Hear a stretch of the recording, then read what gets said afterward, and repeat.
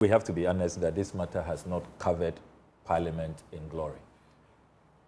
There are so many pieces to this puzzle that Parliament itself must review. That is why I put out a statement that we need to cause an investigation into this matter and the way airlines are laid. That day, I was sitting in Parliament without a copy.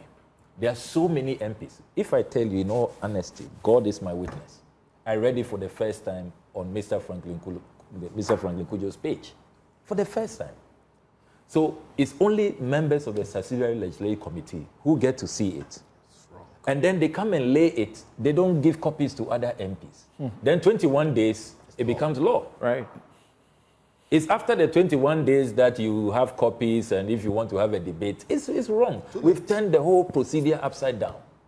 So that portion of the Constitution of our standing orders needs urgent review. And you see, I agree with Mr. Kofi Bento that it portrays a certain mindset, that the political class, we can always just, circumvent, take ourselves out of the crisis. The Transport Ministry should be rather telling us what they can do to ease the congestion. Look, sometimes I'm going to my constituency. Ordinarily, just 1.5 hours, you should be there. You'll be in traffic for 4 hours, 5 hours. When you arrive, some small intersection, some few potholes, or traffic lights not working, little inefficiencies.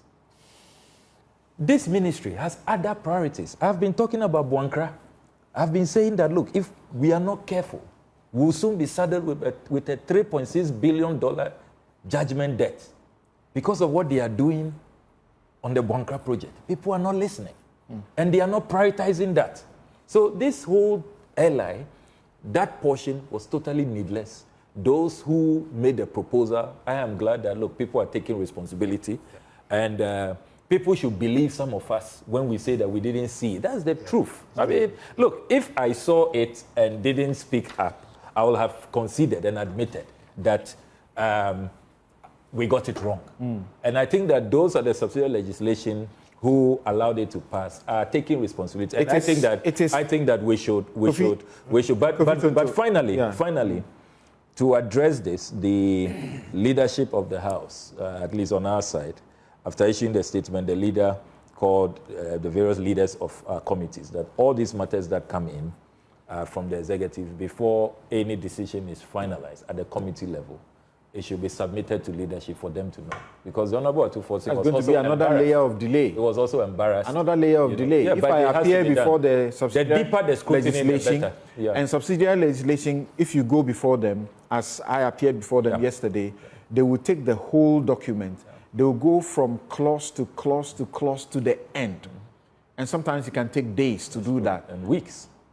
And they don't always have the time. And you are saying once they are done, it has to go to the leadership. Yeah. The leadership to avoid these things. Look at how the institution has been embarrassed.